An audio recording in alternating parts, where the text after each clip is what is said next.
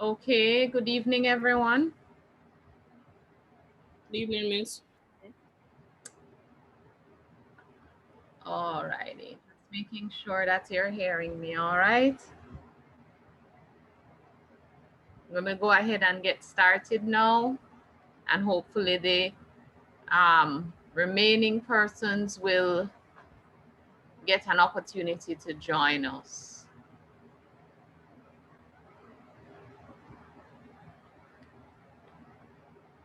All right, so this evening we're going to begin looking at the literature review, right? You would have submitted your chapter 1 drafts on Canvas. For those of you who were having any issues, I have made an adjustment so that you have until 11:59 p.m. tonight. However, the system will still log it as a late submission. So if you are having any challenges, I know one group indicated a challenge. If you're having any challenges, and I think I saw one other email, then you can upload the document in the appropriate space. You have until 11:59 p.m. It will still be logged as a late submission, and you know how late submissions are dealt with, but at least you would have uploaded it. All right. Um, someone was going to say something, Jessica. No, miss, no, miss. Okay. Miss. Yes, Karen. So ours is uploaded, but it's just not reading the APA. But it was uploaded from 7 p.m. It's there, and you can see where it's saying submitted from 7:01 p.m. So what happened with that? I mean, we did 3 attempts already. That was the 4th attempt. It's there. It's just not reading the Turnitin, but it's there from 7:01 p.m. So it's not late. So your document was uploaded. It's there. It's just not reading the Turnitin. It just have the clock. So you didn't get a clock alone Turnitin is report? Come again? You didn't get a Turnitin report? No, not for attempt 4, but for the other 3. We got the report for the other 3. All right. How is the report sent, miss? Miss, may answer her first. The report is sent to your email, correct? I sent an explanation to you all in an announcement explaining how the report is sent. That is the contract you're talking? No. Oh, we were supposed to send a report? I believe it was an announcement that I posted on the weekend indicating how you could how your Turnitin report would be run. Wrong course this. It's because we made 1 attempt and we got the green, but we didn't get no report. I don't know. When I review my report. Say again, miss? Where did you go to check for the report? I just clicked on the file, the green file, and I don't see anything. I just see it look normal, as I said. All right. So when we clicked on submission details, it gives us the card thingy, but Yeah. a report wasn't generated. When you hold a second there.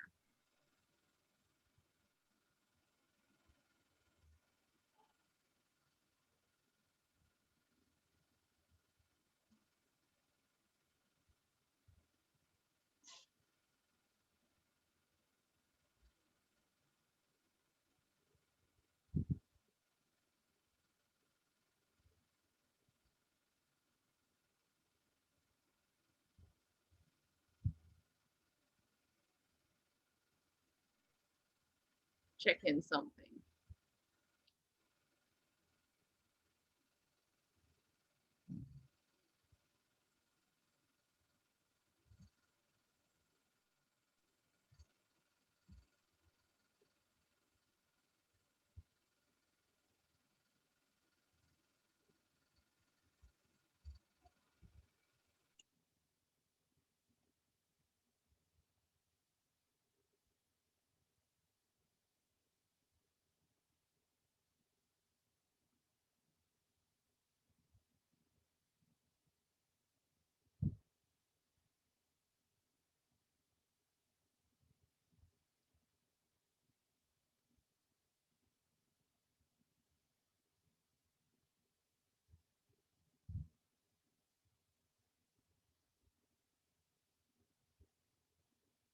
Or it looks as if when I post the instructions, read the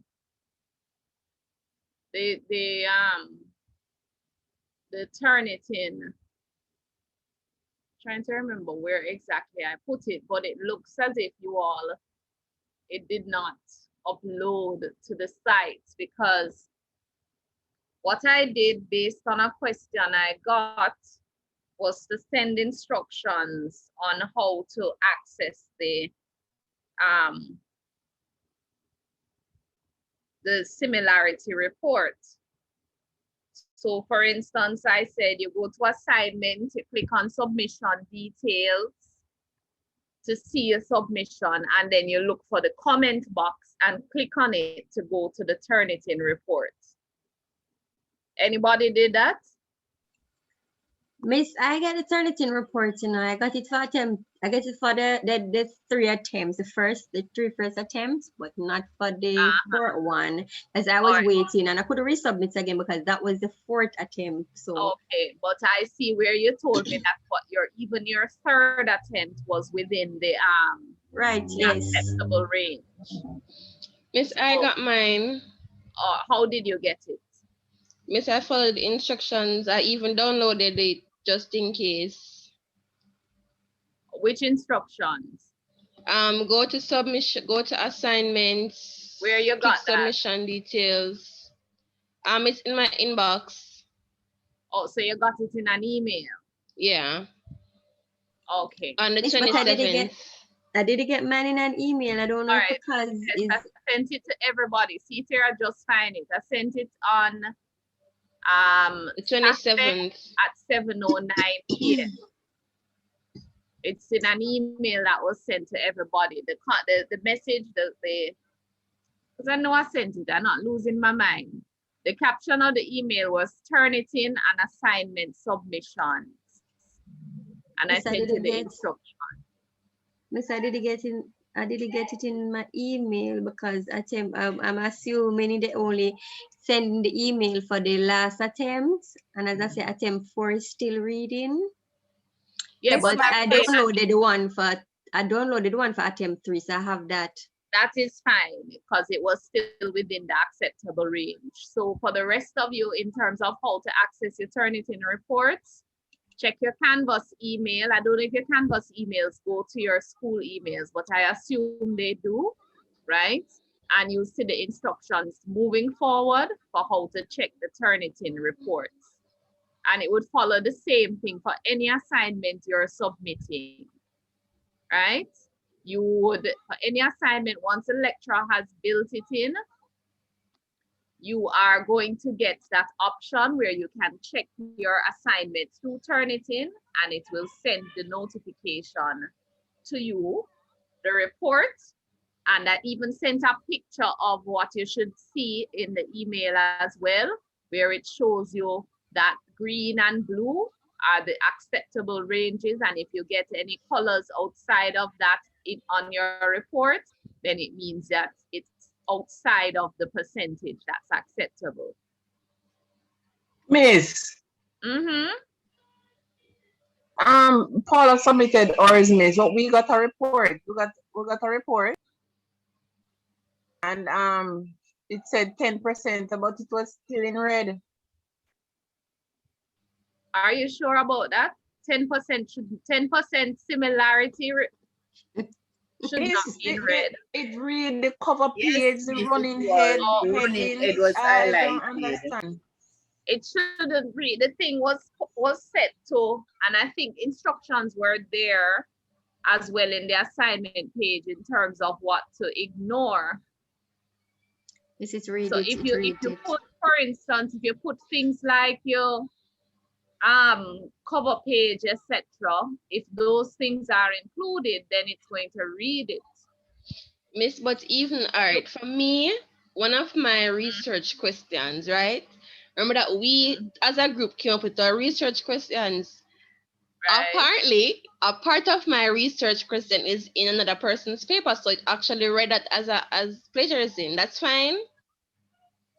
Because Those in my eyes, things- that wouldn't be. It might pick up some things like that. Those things, in looking at it, I would not. They might have seen it come up like that, but I would not pay attention to that if it was identified that way.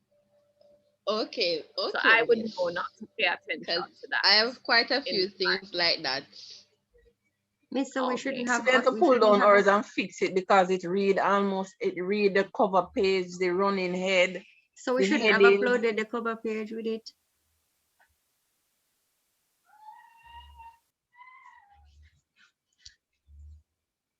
I know that if you don't, for instance, when you Turnitin, this is what it says. It says exclude bibliographic materials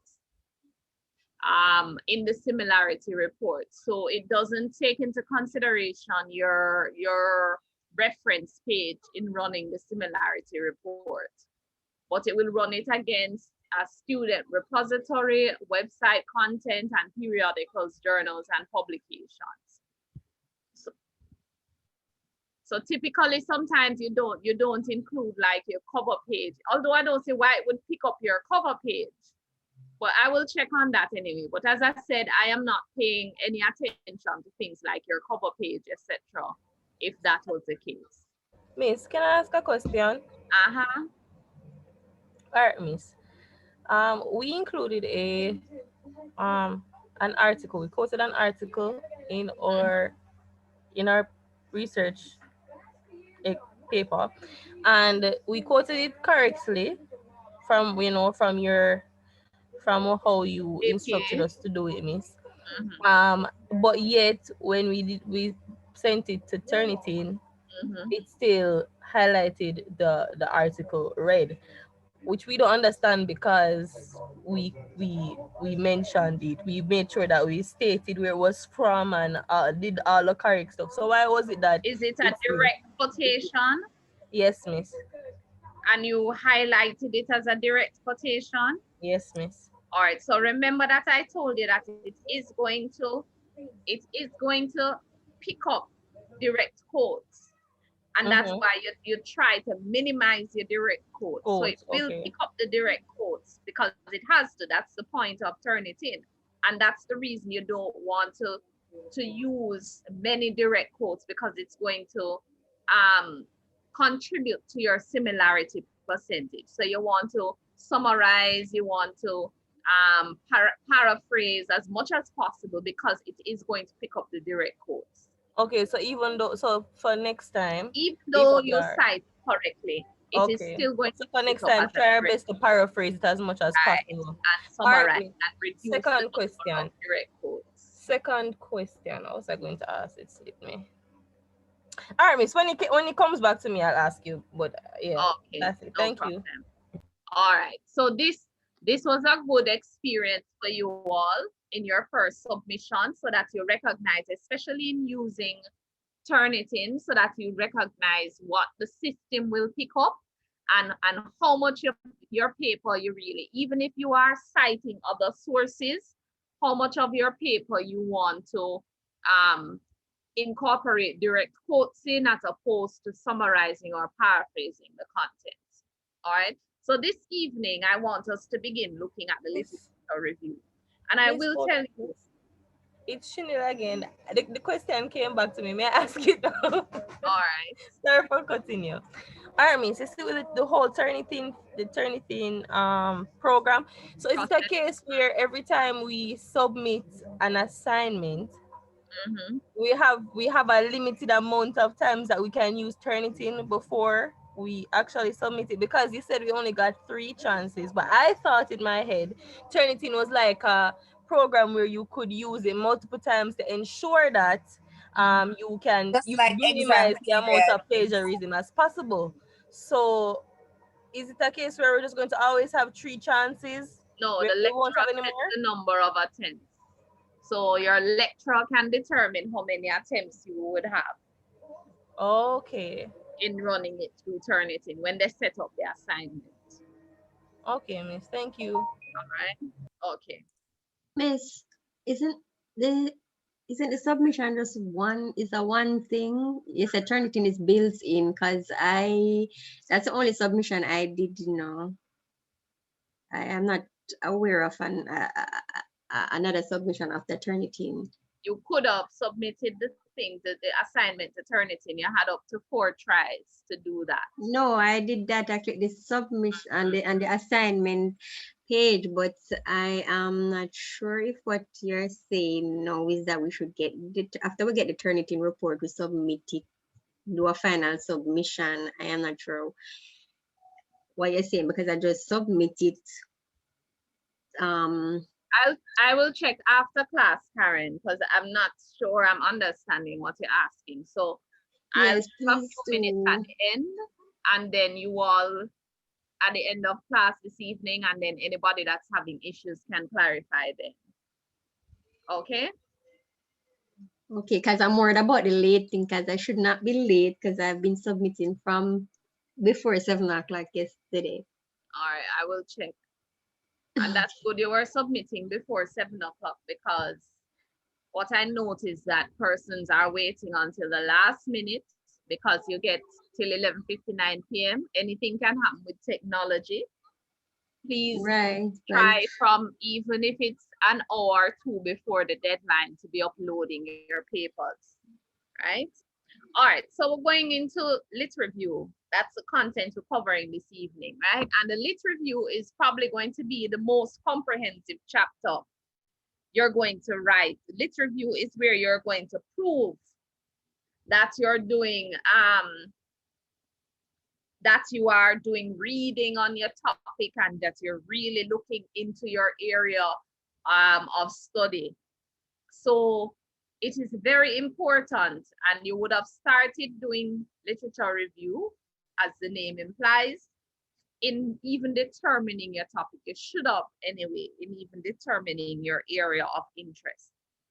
So let me start by asking this. When you hear the word literature review, what comes to mind for you? Miss, reviewing what is literature that is already out there on your topic, or that aids you in completing or adding information to your topic. All right, so Trudy says reviewing literature that's already out there for your topic. And what else, Trudy? No, I was just saying, or information that can aid you or assist you in gathering details or information pertaining to your topic. All right. Gathering details related to your topic. Thank you, Trudy. Anybody else? What comes to mind when you hear literature review? Taking account of all the sources that are available in relation to your topic. Getting an account of all the sources available to you. All right, Jody. Anybody else?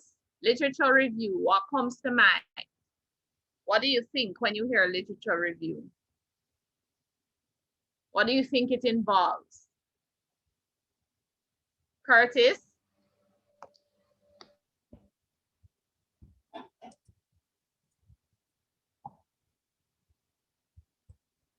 Jessica, go ahead. Miss, I think the same thing, like what Trudy said. All right. So let me ask a question now. You all get a paper to write. Okay, you get a project that you have to complete, or you get a paper to write on a particular topic from a course. What's the first thing that you do? Research. Google. Research. You Google. What you go in Google and type?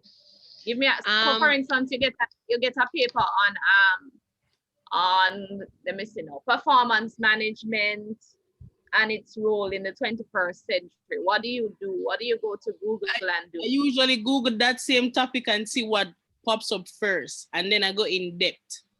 So you would basically break down the question. So you say, what is performance management?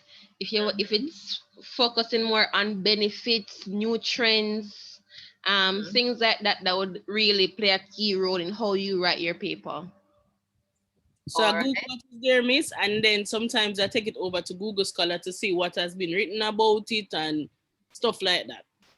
Or I don't like where Adri said break it down, but usually the same sentence that you just said, it's probably out there somewhere. Yeah, I usually just throw it out there, see what comes up, and then I widen my search and then narrate down to go more in depth. So, and then I go through different sites to further understand what it is that I'm reading, to get from different angles. All right, thank you, Trudy and Jody. Anybody else? What would you do if you got that topic for class? What would be your first steps? So I would search wide. So I would search performance management, see how much information is available out there. And then also measure that against how much it narrow down the topic, or put the topic in the search bar and see how much information I get. As you say, it's performance management, what? In what? In a specific time frame? Yeah. Right. So that's what I'll do. If it's not available in the when I narrow down the topic in the original topic, then me reconsider studying that topic. Yes, Miss. And then we can compare and contrast the different performance measures, because you can sometimes we try to relate it to what we do to get a better understanding. So hence we compare and contrast what is out there versus what we necessarily practice and stuff like that. But that's for me. Okay, compare and contrast what you find against practice. Okay. So do I then take it that Google is the first point of access for everybody? Yes, Miss. For most people, yes. Yes. Yes, Kemar, go ahead. No, never give it a try. So, Miss, I guess you could look for various articles, like if there's articles from newspaper, like website, you can probably look if you find journals, books, and you read it and try if it.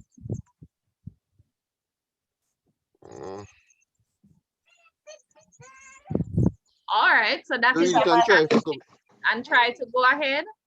You read it and try if you get information out of it, and probably do a comparison, and if you can add nothing to it, or look where various persons might have wrote on it and put your point of view. It's like interpret the so different topic. Interpret the different articles and the different website that you read from, and then you try to analyze it and connect it with your actual research topic or question. Okay, wonderful. Yes. Miss, I might also assess the credibility of the authors. How do you do that? See how popular they are, or something like that. How do you assess their credibility? What are some of the things that you look for? I might look how often they pop up under that field. Like if I'm researching something on the HR, I look how often they write about topics that falls under HR, something like that. I don't know. Okay, all right. I look at background information on them. On the author? Yeah. like what they do. Okay. Something like that. Okay. Okay. All right. So from what I'm hearing, and Curtis says he searches for a PDF document with a similar topic and then tries to find out what the other person has written about that specific topic or what other persons have written. So those are all very good strategies to utilize, because essentially when you're doing a literature review, it's exactly what the phrase suggests. And there's nothing wrong with utilizing Google, right? Google being your first point of access, there's nothing wrong with that. But as Jody was describing, a lot of times when you are on Google, you have to then do a second level of search, because you have to determine whether or not your source is credible. And if you remember from the very first, one of the very first classes we had when we were speaking about the credibility of sources, I said to you that you have to do things like looking at the website that you're getting the information from, right? So are you getting it from an ORG, an EDU, a GOV website? You know, what is the source of this information? Where are you finding it? Another thing that Jody mentioned, which is very good, is to look to see if you can do any research on the background of the author. Is this somebody that writes a lot for the newspaper? So Kemar mentioned looking in newspapers, looking in journal articles. You know, many of you mentioned you start wide and then you try to narrow your topic. Even putting your exact topic in Google is one option in terms of just looking to see what is out there on your topic of interest. So essentially what you're doing is canvassing the information that is available on the internet for your research, whatever research it is that you're conducting. And so that is going to be very important when you're writing your chapter 2, because essentially you're going to be using all of those strategies that I have just mentioned and more, because you have to move now beyond Google and Google Scholar to using the library databases and library resources that you have available to you at your fingertips. Before COVID and before COVID-19 and the lockdown and everything, even in your associate degree years, how many of you had gone into the physical library on campus or any library in Never. those first 2 years? I can't tell when I step foot in a Never, library. miss. Can't The tell. closest I've been to it was a thing in the conference room, the lecture hall. Yeah, Okay. that was like This last I went time to the library.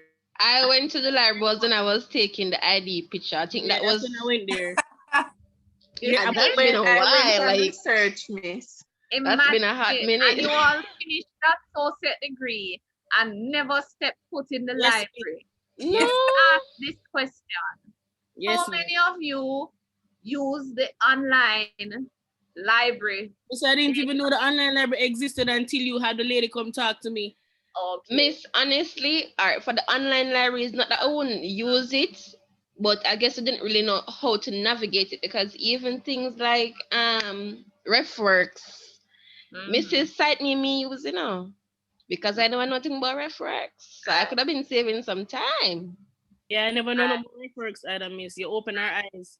Because Yeah. as I tell you, it's the first I seen that library on canvas. You see what is funny? When she mentioned where on this you think the library would be, I could identify the books, but miss, so tell us I've been there, lies.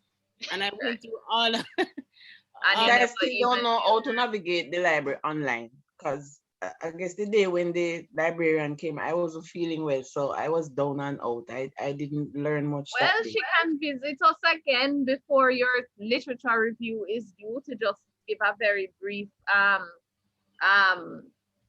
what you call it, Review. directive or review of how to access the different things on the website. But it's very important for you to know how to access the library electronically, especially at this time. And it's unfortunate, thank God for Google, of course, but you should have never gone through 2 years of your program and not even the electronic resources you had access. Because that is key. There's so many resources there. There are ebooks available to you. There are journal articles available to you. There are past papers available to you on the library website. So these are resources that you should know about and know how to access. And so I'm glad that at least in third year, your eyes are opened now. And so you recognize that even without coming onto the physical campus, there are ways that you can access information in the library. Mister, I think the only thing I went on the library to do was to get past papers. But in terms of looking for information like articles, or I don't think we really had such a pressing need to do it. Outside of just using Google. Yeah. But no, like how we have to definitely be looking for specific literature for our topics. I think that's where it really comes into play. Yes, miss. I don't for the most part, when I'm speaking for myself, I don't think any subject had really forced us to really have to go do this. Because when you say lit review, that's so like, yeah, you have to go, dig deeper than what we normally do. And to be honest, in first year, we had more subjects that for me, in my opinion, was more sort of practical. I guess it was because school was face to face. But we had more stuff like we'd recite stuff, we'd act out stuff, we'd, so it really push us to say, all right, to do that type of exploration online. Well, the good thing is that at least it sounds as if you all have an idea of how to navigate the online environment to find information. If you have to write a paper, you know how to navigate, you have the basic skill sets down in terms of how it is that you actually access the information and how it is that you should analyze the information that you find to ensure that you are getting the appropriate, relevant content for use in your papers. Now, your literature review, as the name suggests, is basically an opportunity for you to gain information related to your topic. I am going to stop share of that document and go to another one. For you to show that you have adequate information related to your topic and that you've read widely on your topic, and you're now going to show the reader and basically increase the reader's knowledge base on the topic that you have chosen. Because remember, when you're writing this paper, you are approaching it as if your reader doesn't have background information on your topic, your chosen topic. You cannot write the paper, and you should not write the paper as if I am reading it and I already know what compensation management is, and I have read widely on compensation management, and I'm just reading another resource on compensation management. You're approaching it so that if somebody picks up your article, somebody picks up your paper, your chapter, and they've never read anything on your topic, you've written it in a way that they can understand what you've written and they can relate to the information. All right, so what is your lit review? It's basically a summary that you're going to write on all the information that you have been able to gather on your topic. And I like the fact that you mentioned earlier that you start broad and then you get narrow, because that is exactly what you are going to be seeking to do in your lit review. You want to start as broad as possible, looking at things like journal articles, books, reports, different publications, newspapers, even blogs, and get a sense of what has been written on the past. Remember to try to stay within the last 10 years as much as possible, unless it's like what they call a seminal or foundational piece of work related to your area. Maybe these are persons who were known as the developers of that particular topic, or they have been the ones that you see a lot of people citing. You find that when you read on certain topics, you're going to recognize that some people tend to cite some authors a lot because they are known for their writings on that area. That's what we mean by a seminal piece of work. So if it's something that is like foundational to your particular topic and it's an author that people have cited many times, then you can get away with citing it being beyond the 10 years, right? Or old. But as much as possible, you want to get a broad spectrum of the issues and topics and articles and books and so on that have been written on your particular topic of interest. And this will show the reader that you have read widely on your topic. And they're going to now organize that information in a way that your reader can really have an in-depth understanding of this topic that you have chosen, right? So your literature review is basically a summary of written material on your topic of choice. So why do you write a literature review? Basically, you're writing your literature review to demonstrate that you have knowledge and you've read widely on your chosen topic. So you're then going to document why it is that this topic is an area of interest and how it is that this study is going to add to the literature. Because what you're doing is showing that, look here, now all of this thing has been written on this topic and they've looked at it from this perspective and they've looked at this aspect of the topic. They've looked at it from a North American context in this way and a Caribbean context in this way. And this is how my paper is now going to add to the existing literature, right? It helps you, as we said before, to summarize literature that has already been written on your topic and to also help you to give evidence that your paper is important as another piece of writing to add to the research on this topic. So you're building a case that, yes, you have done your reading related to this topic. You know all of this information. You're aware that these persons have written on information related to your particular topic of interest, and your research is now going to add to that information, right? Yes. Yes. Okay, so as we were said to provide evidence for the need of the study, right? So if you find that, for instance, like with our topic, we find that there's a vast amount of information out there on the topic. So the mere fact that it's out there so abundantly would tells us that there's a need for the study, because it shows you that over time nothing has, well, I wouldn't say nothing has really changed, but nothing of great impact to really, you know, slow the what I'm trying to say now, you know, kind of limit the amount of information out there on the topic. I don't know if I'm articulating myself properly. So I don't know if you understand what I'm trying to say. What you're saying is that you're finding a lot of information on your topic? So for instance, you find a lot of information on your topic dating back from, let's say, 5 years ago, 6 years ago, to today. So yeah, from 6 years ago to now, there's still vast information out there on your topic, abundantly. People that reviewed over and over. That also adds to the point that the study is needed, right? Because it is showing you that it's still being practiced. Yes, that is still a popular topic, right?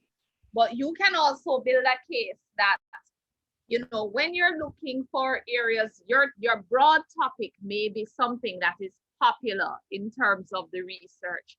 But when you start to look more narrow on your topic, you might find that there may be more limited information out there on the narrow, the more narrow you go in your topic, right? And so you're then building a case that while there is all of this information available on your broader topic of area interest, and they've covered so many angles, your specific topic, you're not finding as much on it. And so you're adding to the literature in that very narrow area that you're focusing on, or you're looking at it from a different perspective. Yes, Miss.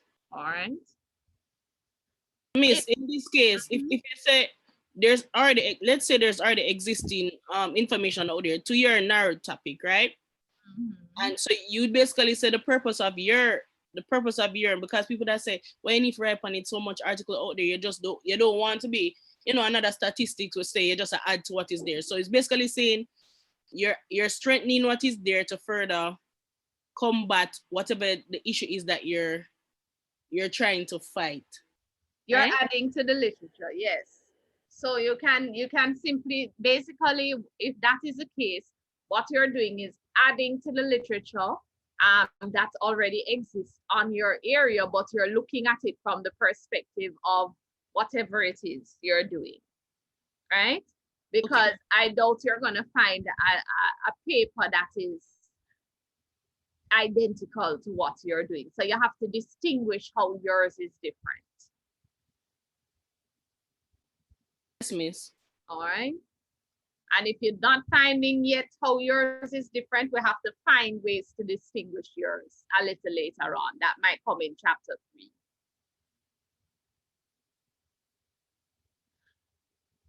So in doing your lit review, it also helps to just build your skills, because one of the things, how does it help to build your skills? Because you're going to have to know, you're going to have to do such in-depth searches on your topic. So you're going to become more informed on your area of interest. Maybe you all would have touched on your topic of interest in other courses, maybe in an HR course before, or in one of your general business courses you would have touched on your topic. But I'm sure that prior to this, you would not have gone in as much depth on your topic as you're going to do in writing this paper. So it is going to increase your level of knowledge on your topic of your topic of interest, and it's going to build your research skills, because you're going to be forced now to look at so many different points of access for information surrounding your area of interest. So what are some of the key steps that are going to be required of you in doing your literature review, right? And there's an activity that you all are going to have to complete, and I really hope that I see most people are in class this evening, because you're going to have to develop, each of you, to present in class something called a literature map related to your lit review chapter.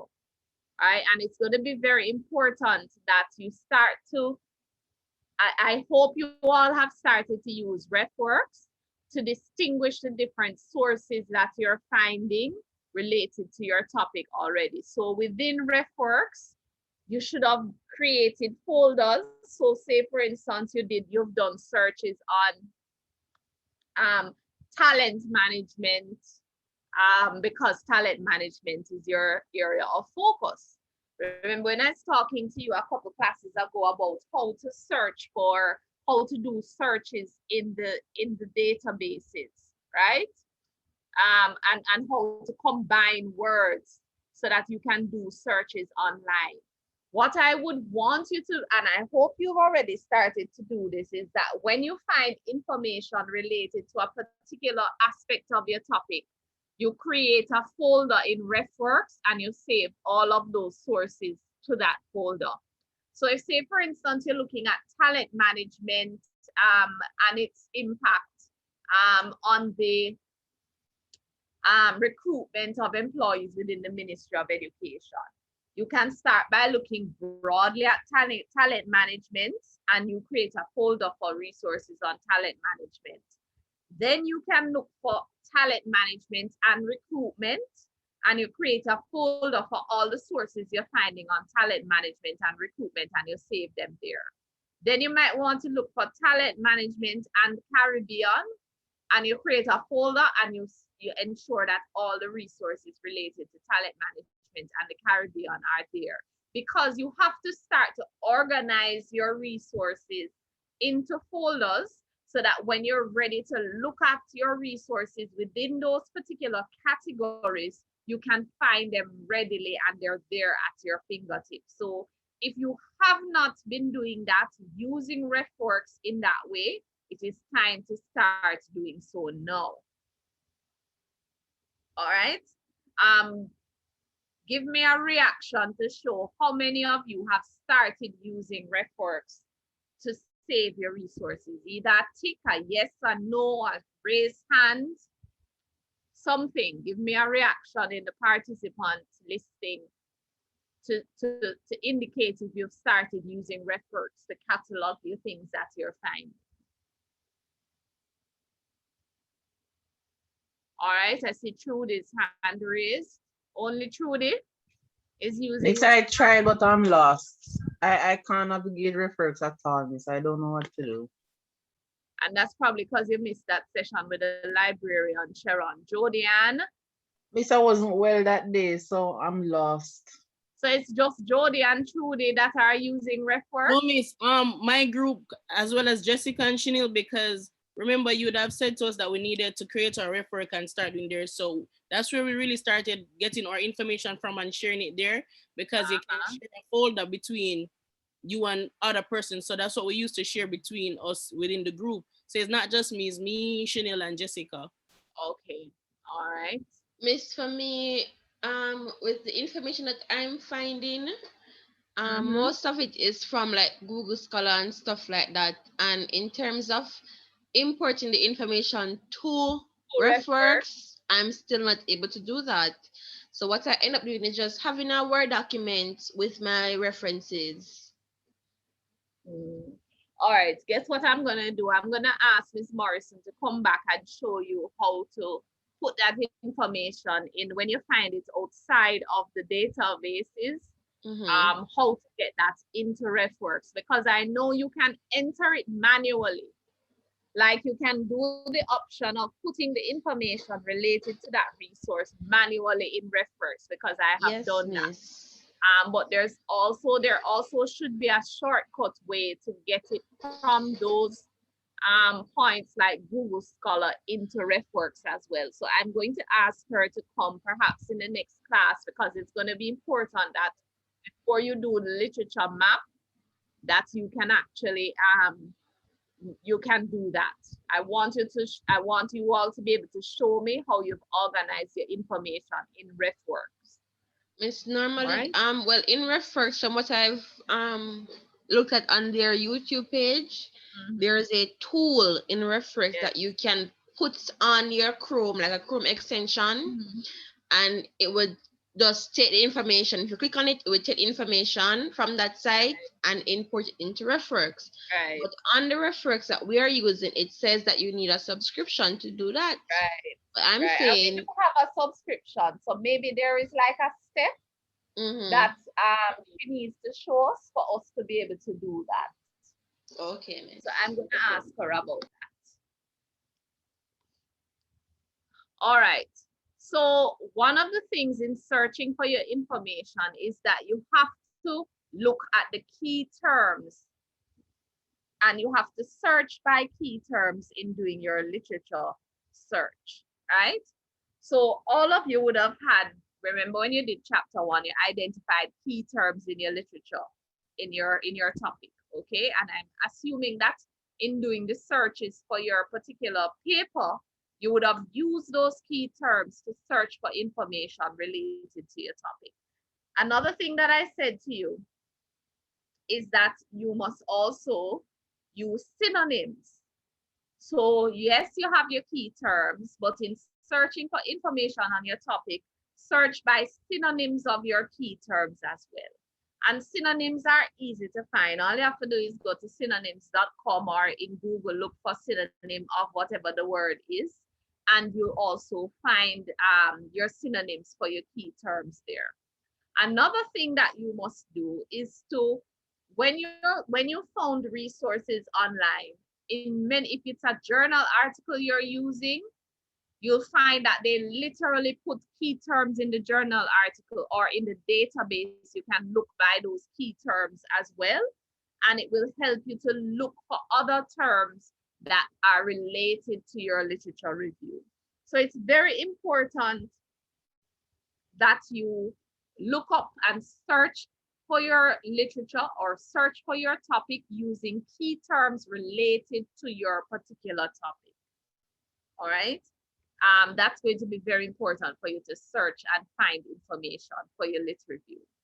So you're going to look for information related to your topic from several sources, and you're going to evaluate those resources as well. So it's not just about summarizing them, but it's how you can actually critique and evaluate them and select the right sources for your lit review.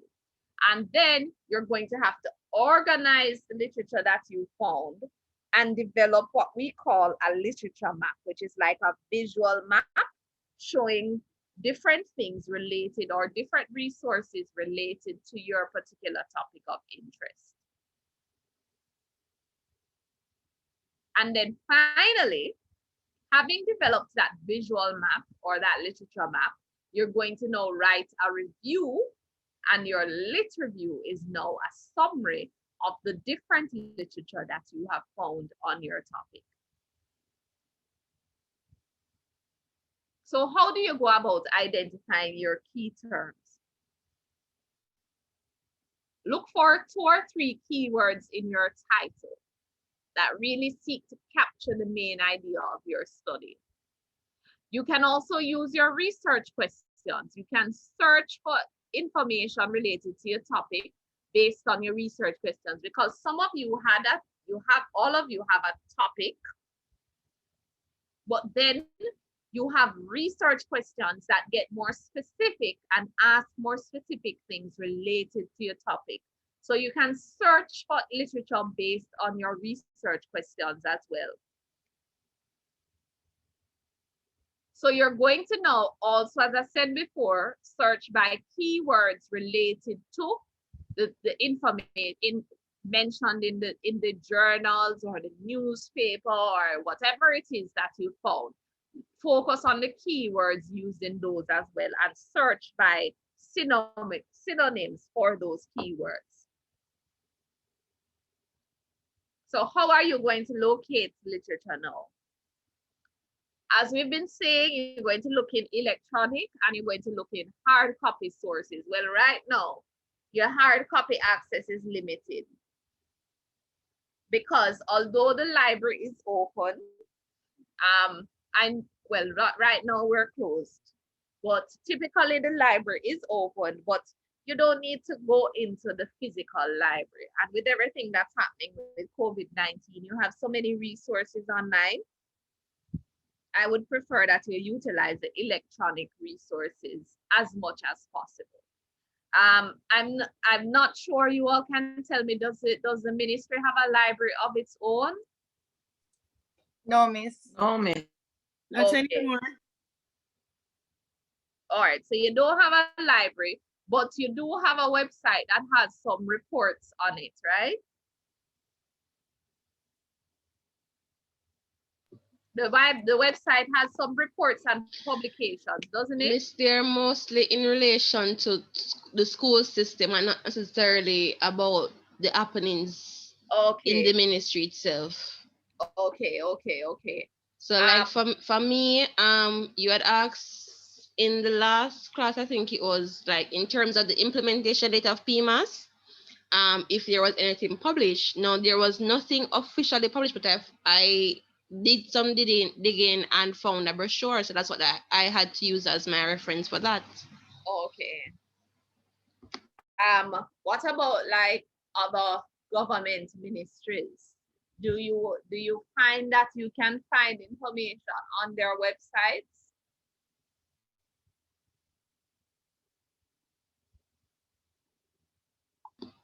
Miss, I guess it kind of depends. You really have to sift through the information. Yeah.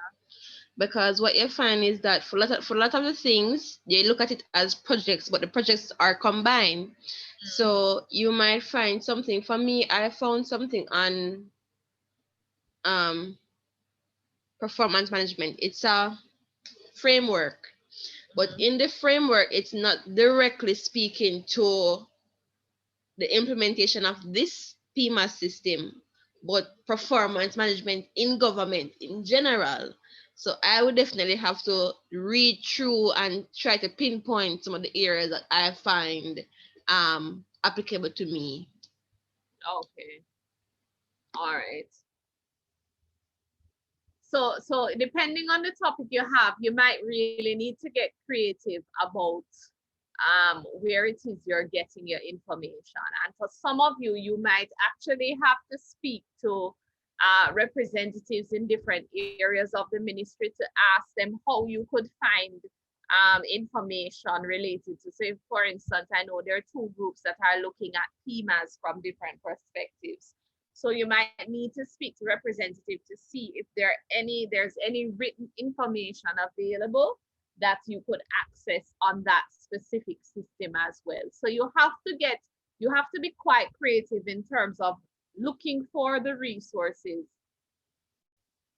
that are available on your topic, whether electronically or otherwise, because some of the information that you might need to access, there may not be electronic versions of the information available yet. However, you might be able to access some hard copy resources elsewhere and get like photocopies or scans of those documents available to you. You're going to find that you have to use both primary and secondary sources, right? Can anybody distinguish between those two? How do you distinguish primary and secondary sources of information? What makes them different? Miss, well, for the secondary source, I think I stumbled upon one when I was doing chapter 1. So I found this article, but in the article, the researcher referenced a different article. So like he would say, according to Miss Ilton or Ilton whoever 2021, this, that, and that. That would be a secondary source. Now, if the person is the only author of that paper, then that would be a primary source. Okay, good. All right. So that's one example. Anybody else? These primary sources are first-hand accounts of the actual topic. So it's like text of laws, original documents, while second sources are normally interpretations or citations of primary sources. All right, great. So two good examples looking at the primary and secondary from different perspectives. So as Jessica says, your primary is the original source. So say, for instance, I have written something on ethics in business, right? And that is my work. I have written that information that you are reading on ethics in business. However, in my work on ethics on business, I might be making reference to something that Daniel wrote on ethics in business from the Trinidadian perspective. I did not write on ethics in business in Trinidad. I am citing Daniel's work because Daniel is a secondary source that I am citing and that you are going to use. If you're citing Daniel's work directly, then Daniel's work is a primary source because Daniel has written that herself and you're citing Daniel's work. All right. So the primary source is the original work that you're citing, because you would have been citing my work, and that is my original work. That's the work I'm doing. But if I am citing somebody else's work, then that becomes a secondary source, right? So in reading and doing your literature review, you're going to be using both primary sources, meaning you're going to the actual author who has written on these things from their perspective and based on their research. And you're going to be also accessing information that those authors may have cited from other people, which would be secondary sources. Now, as we've been discussing, you have to look for your information from different sources, okay? That includes summaries, books, journals, electronic databases, all of those things we've been discussing, newspaper articles, reports, government reports, all of those things we've been discussing are all sources of information that you will have to gather for your research, right? Now you have to ask some critical questions. Are these literature sources good? Are they comprehensive related to your topic? What aspect of your topic are they covering? And is the information accurate, right? Do you also find that other persons are citing the information in these sources as well? Is the literature relevant to your topic? Or are you just trying to access any little thing you can find and you're not showing the relevance or how it's related to your particular topic? Can you find a connection? Is the connection clear? Is it related to your research question? Does it help to give some insight to your research questions? Is it focused on a particular subset of your or subtopic of your research? How is it relevant to your topic, right? Is it focused on a particular site? So say, for instance, is it focused on the Jamaican context? Is it focused on the Ministry of Education context? Is it focused on a Caribbean context? Is it focused on a North American context? In looking at your topic, sometimes you might find, for instance, research that has been done in North America, for instance, the US or Canada.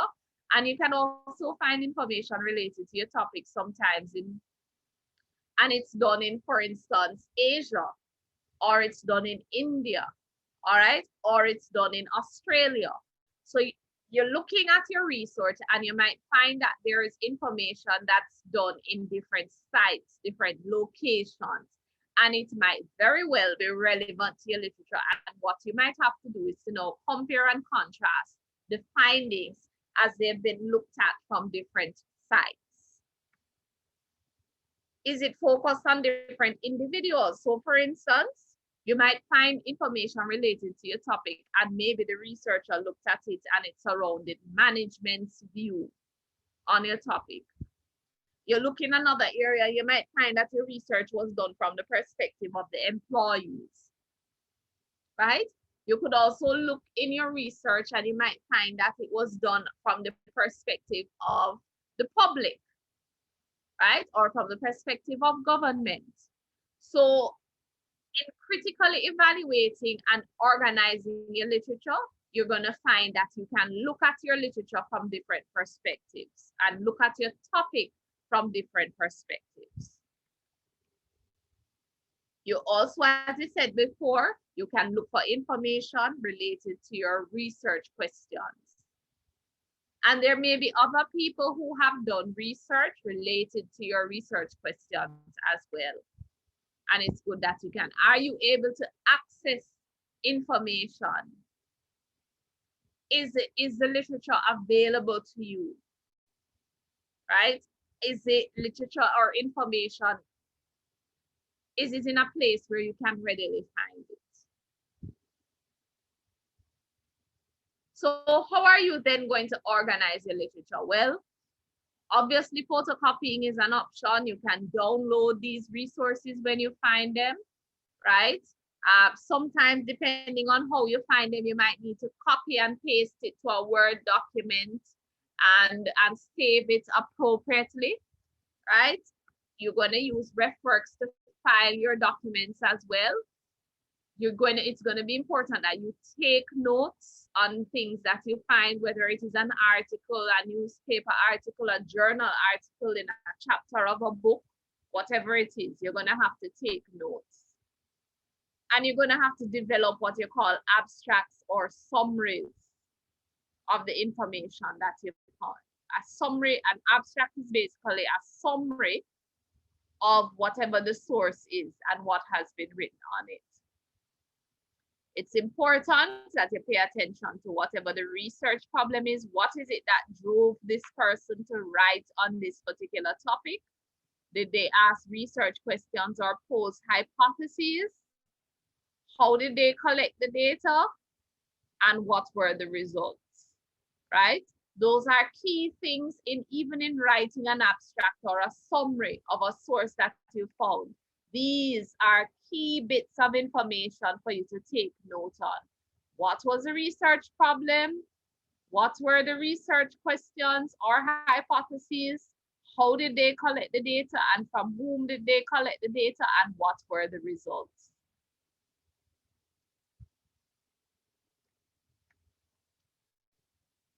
And you're then going to have to construct a literature map.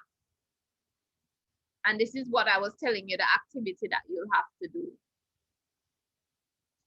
The map will help you to organize the information that you found into relevant like groupings or what you call themes. I know some of you did literature in high school, if you can remember that. And remember, a theme is like a common thread, common idea that's coming out in what you've read, right? So if you find that there is a common thread or idea in what you've read on your topic, that's why I say you need to organize your folders in RefWorks and keep those things together, right? We're going to go into the specifics in terms of the literature map in next class, right? But you're going to have to find ways to organize your map so that it makes sense to you. Before I go into the different types of reviews. Any questions so far?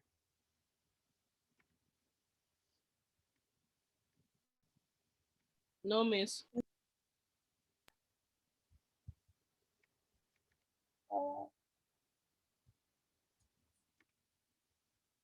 All right, I really hope everybody is paying attention because this is a very important chapter.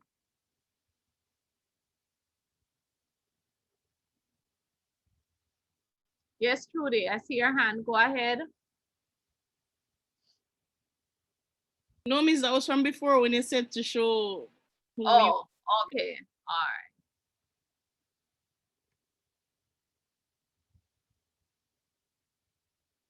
All right, so in getting started related to your literature review, this is another source of information I just want you to pay attention to. You have to think to yourself, what is the purpose of this lit review that I'm writing? Who is the target audience, right? So your target audience is going to be anybody at all. It could be another student. It could be people working in the ministry who are going to read your paper. It could be your teacher. It could be a practitioner of HR that's going to pick up your paper and read it. Your target audience could be any of the above. And the purpose of your lit review in this context is to give them a comprehensive appreciation of your particular topic of interest. And you're gonna start broad and filter down. Your final product is a research paper. Okay, so you are not writing a technical report. You're not putting together a grant proposal. Yes, in writing your research paper, you could get an article from it. At the end of the day, that's how I want you to think about it. But your paper would fit in this category. You're writing a research paper for your bachelor's. And ultimately, what could come of it is some type of journal article.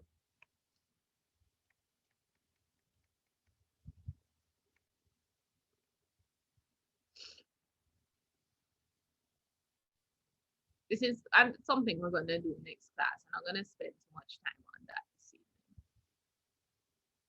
So how do you go about searching for information on your topic?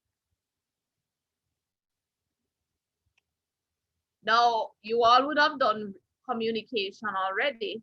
And so in even looking for information, you've heard, I'm sure, about the 5 W's and the H. So in looking for information on your topic, you're going to ask yourself questions like who, what, when, where, why, and how related to your particular topic. So when you're doing your key searches, when you're doing your searches related to your topic, ask yourself these questions related to your particular topic. Right? Where has this been done before?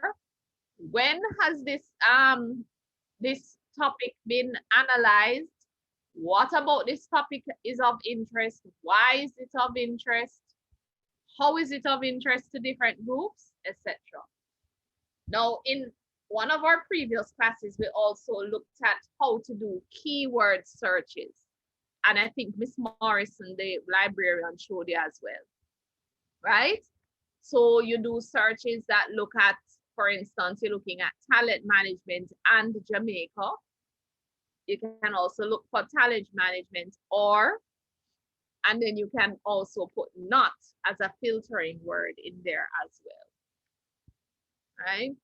Now, when you find a good resource on your topic, one of the areas you can look to find even more resources and look to see where these people got their information is that you look on their reference page, right? So if you find a good resource related to your topic, go to the reference page or the bibliography if it's a book and look to see who they cited and then look for those resources exactly and read more yourself on the topic. Has anybody done that?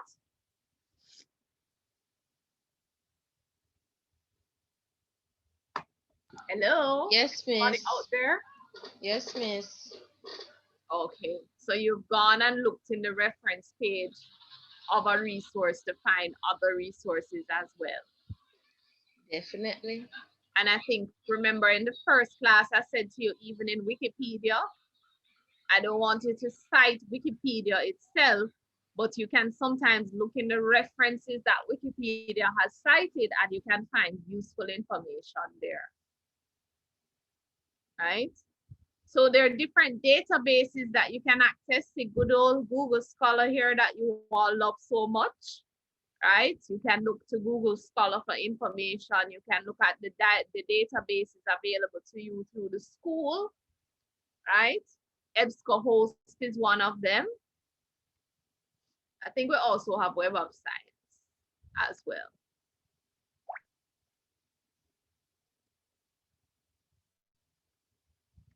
Here are some other resources you can look within: conference papers and proceedings, handbooks, government reports, professional association, magazine articles, right? Company and trade associations, those types of things. Now, there are many professional associations in Jamaica, and sometimes they have web pages that you can look on as well. So you can look, what's the professional association for HR? Anybody know? HERMAJ, miss. Okay, wonderful, great. So you can look to see what HERMAJ may have, if they have a website, right? Do they have a website and do they have any resources there? Has anybody searched to see if HERMAJ has a website? I didn't miss. I didn't do that, but I know of them. I know of Fermage, but I didn't look if they have a website. All right, so that is what you all need to do by next class. Look to see if Fermage has a website and what resources they may have on the website available to you. Yes, miss, they have a website. They do. All right. Mm-hmm. All right, so look at this little cartoon here. Don't kill your reputation, organize your information, right? So if you don't want to look like this, you don't want your work area to look like that, okay? And we've moved away from having all of this information burdening us, because you have pages that are available to you. So before, a lot of people used to use like index cards to store their information. You have access to RefWorks. Another similar tool is EndNote. It does the same thing as RefWorks.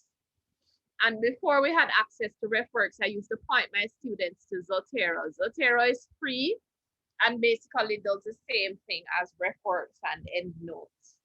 Right, but through the school, you have RefWorks now, so you can utilize RefWorks. Now, when is it time for you to stop searching for information on your topic? If you find that, for instance, you keep finding the same things over and over, you're not finding fresh information, right? You basically, and I don't think you all are going to get to that, because for people to get to this point, it takes years for them to be searching for information on a topic. You are not going to be doing it for that long. So you could always be finding information on your topic, right?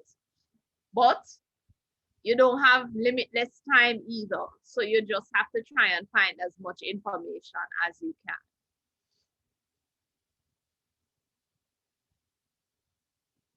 Now, there are different levels that you can write literature review, all right? Level 1 is what we call the bibliographic annotation. Level 2 is where you do a lot of comparing and contrasting. And level 3, the highest level, is what they call integration and synthesis.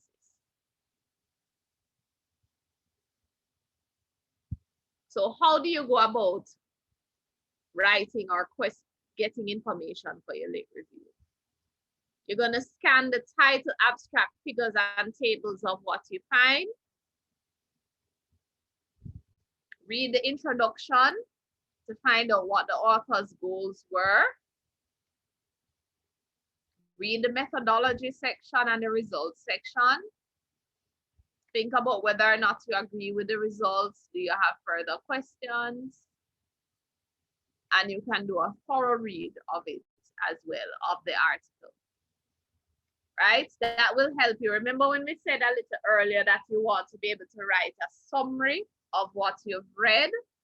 Looking at those key areas, the introduction, what were the research questions? What was the problem? What was the research questions? Were there hypotheses posed? What's the purpose of the research? How did they collect the data? What are their results? Those are key bits of information to look for when you're looking in your resources. Now, if you're using a physical piece of information, like a photocopy, you photocopied information from a book or whatever, it's important to use things like Post-it notes, highlighter, and ruler. If it's an electronic source, you have access to electronic highlighter that you can utilize, right? And the annotate tool that you can utilize to highlight pieces of work that you found, right?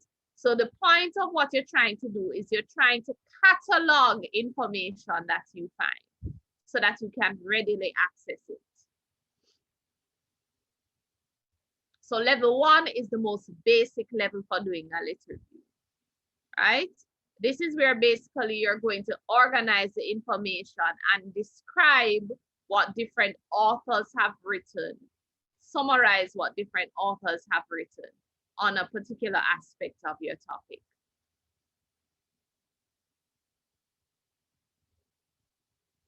Look at some examples here. This is a table that has been done by someone who is trying to summarize information they've found on their particular topic of interest. This is the author, Patoso, that they're summarizing, and the work was written in 2013. This is the title of what was written, and they give a description of what they read in that particular text. And they go down and they do the same thing for the different authors.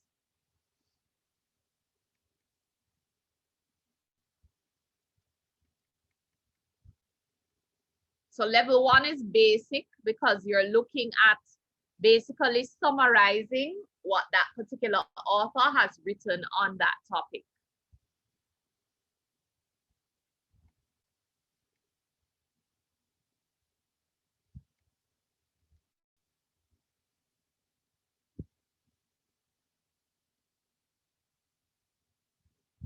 Here is an example of level 1. So you're basically summarizing what one resource has written.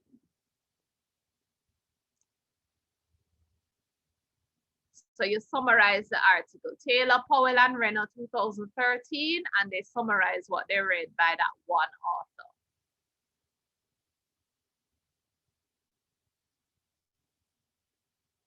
When you go to level 2 now, you're doing a compare and contrast, right? So what does that mean? It means that you're looking at 2 authors who may have covered similar aspects of the topic, and you're comparing and contrasting what they have written in relation to the topic and how they approached it, right? I'm sure you all know how to compare and contrast. So here is an example. In LVV, several water management models have been developed. Staff developed a model. Wincastle developed another model. Sherath, another source, developed models related to carbon footprint. Quasar. So you know that they have looked at what they have here is they're looking at different water management models, and they've been able to cite different authors who have looked at different models of water management and compare and contrast them. And then level 3, which is the highest level now, is where you're going to be able to now incorporate, basically critique what these people have written related to the topic. So it takes it to an even more in-depth analysis of what has been written related to the topic of interest. So it's more application now of the content that you find. It is not just summarizing the information that you found.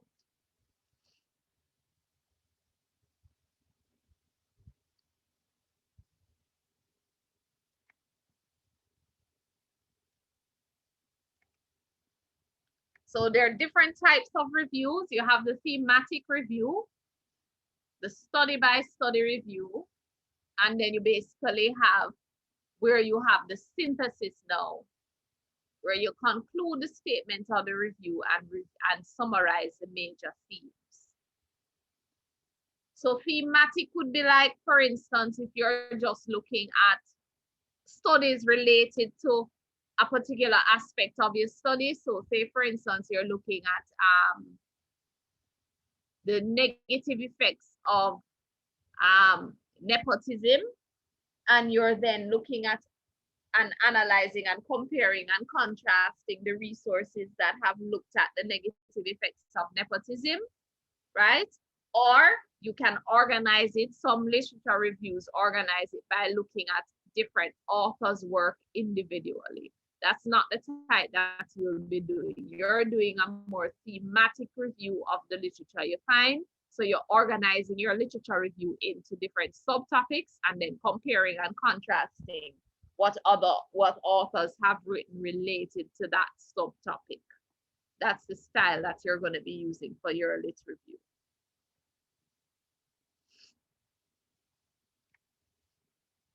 Any questions?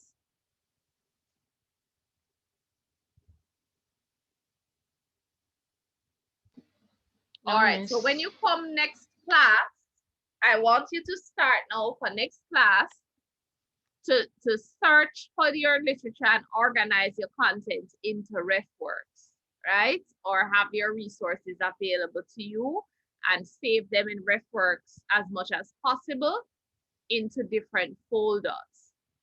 And you're going to start by looking at, use your research questions to search, use your keywords to search, use your synonyms to search for different aspects of your topic, and organize them accordingly. Every member of the group is supposed to do that. And to get the organized, you're gonna have to tell me how you've organized your literature for next class.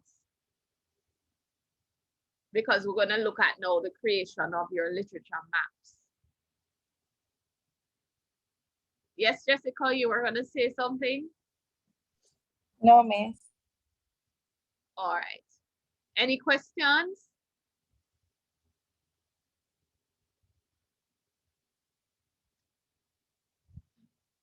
Okay, if there are no questions, I'm gonna now, related to the lit review, I'm gonna now open the floor to the other questions that persons had about chapter 1.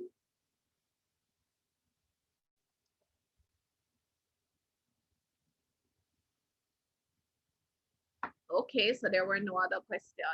Miss, what questions? You mean with uploading the document yesterday? Yes, somebody had a question. Yes, about the upload or whatever it is. I don't remember what it was. Miss, I have one question. All right, in the sample that you had posted to Canvas, separate, not, what's it? There was a sample or outline there, and the outline had, in the introduction, chapter 1, had abstract. Is it that for, it has to be there?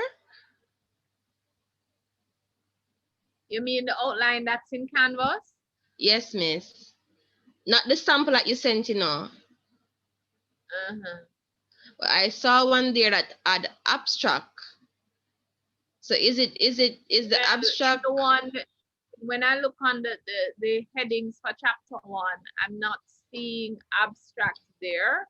The abstract is not something that I would mark you down for right now. Oh, okay, miss. Okay, so it's not necessary for the draft chapter 1. Okay, miss. But you should have had all the other sections in the chapter 1 introduction guideline, right? Miss, everything else was there. Okay. All right. Miss. Yes. Miss, you were saying that when you run the document, we run the document through Turnitin, we're supposed to get a report in our mails. Is that what you were saying, Miss?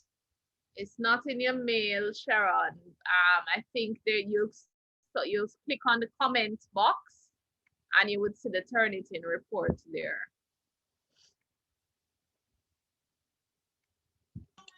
Miss. Right, so for instance, 1 second.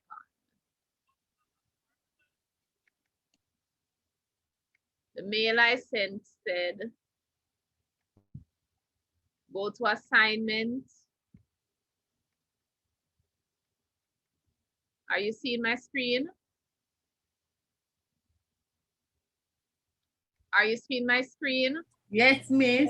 Yes, miss. Okay.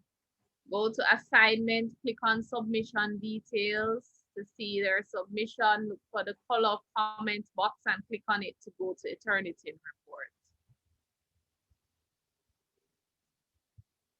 Okay? Okay. All right.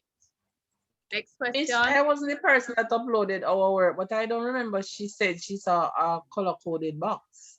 Miss, what I saw is when you click on submission details, there was Uh-huh. like a little clock that I saw at one point, and I was there waiting because before that, I saw something like a folder, a yellow folder. And then when I clicked the folder, it was generating the Turnitin report, right?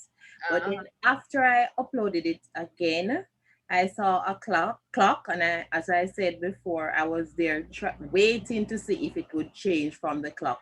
And then like it occurred to me that let me just click it and see what happened. And that is when the report actually, I got the report. Okay. I don't know if that was what happened to Karen. Maybe it was analyzing No. the paper at that point. Not sure. No, mine is there still. It don't finish reading. The clock, is it, you saw the clock, Karen? Yeah. You should have clicked on the clock.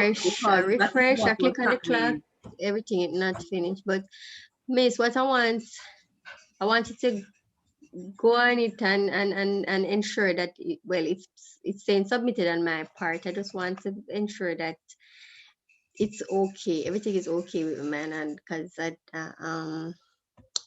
I don't want to hear in the end that it was late and all of these things.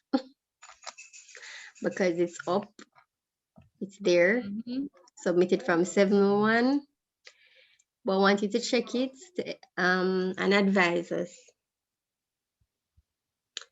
Hold on.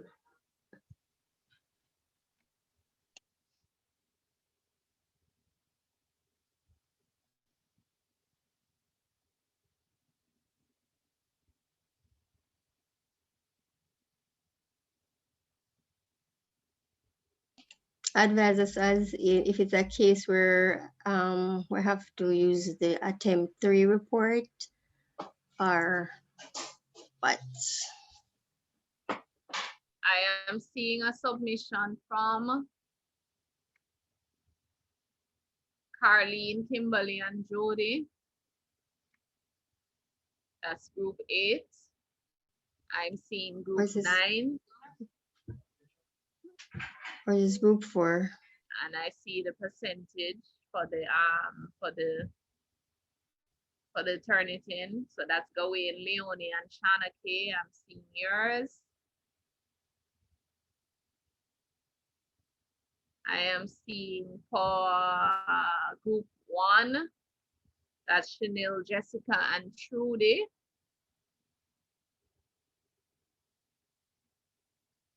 But the percentage look high.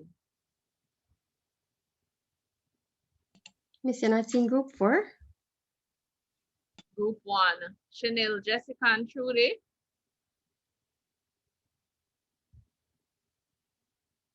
Yes, Miss.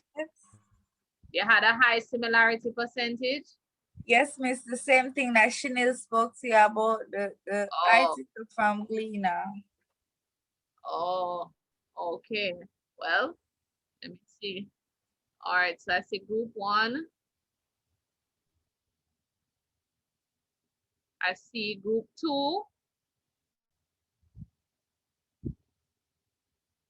Please ensure you put all your names, group 2, not just the surnames. Okay, okay, Miss, we'll adjust that. Right? Miss. I see, Are you seeing the contract as well? You see the contract as well for group 1? I see it here, but remember, guys, this is not where I wanted you to upload the group contract, you know. Where you wanted There's a section in the announcement section. Look in announcements, you'll see Trudy, that is where you did it. Contract, that's where you must upload it. But some people upload it with their assignment, which is not what I wanted. Okay, okay. All right, group 3, Romaine, Curtis, and Kemar, I'm seeing yours as well. Group 4, Karen, Melissa, and Shanae. Yes, Miss. I'm seeing it says version 4, group 4. Oh, I see the clock you mentioned in here. It says this file is still being processed by the plagiarism detection tool. Right. Please check back to see the score. But I'm seeing the file. Version 4 of the file. Okay, miss. Group So 5, what? Latoya, Kimberly, and Christina. I'm seeing it. Karen, don't bother to upload it again, because I don't want you to No, miss miss. anything. I'm seeing Right. No, miss, I won't do that. That's why I was asking you to advise us. So what will happen now in terms of the Turnitin report for attempt for that attempt that you're seeing as there is no report? Send me the file. Send me the file to through Canvas email separately so that I can run it on my own. Okay. Group 6, Ricardo, Daniel, and Jeru. I'm seeing yours. Okay, miss. Group 7, Sharon and Paula. I'm seeing yours. Yeah, so I'm seeing, I think I said everybody's. Was that everybody's? Is there any group that didn't hear me say I saw their paper? All right, so then I have the papers then, okay? Miss, I All don't hear right, Jody guys. Kimberly. Miss? Jody, Miss, say it Kimberly. already. Repeat, miss. What was that? I don't hear Jody Kimberly and Carlene. And Karen? The first one came. That's okay. She called us Carlene. first. Yes, I think that was the first one. Wasn't that the first one I said I saw?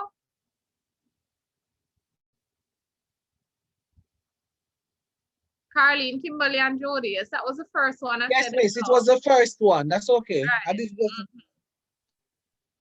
Okay. All right, guys. So I will see you next class. Have a good evening and stay safe. Same to you, miss. Okay, Bye. Same to you, miss. Thank you. Miss,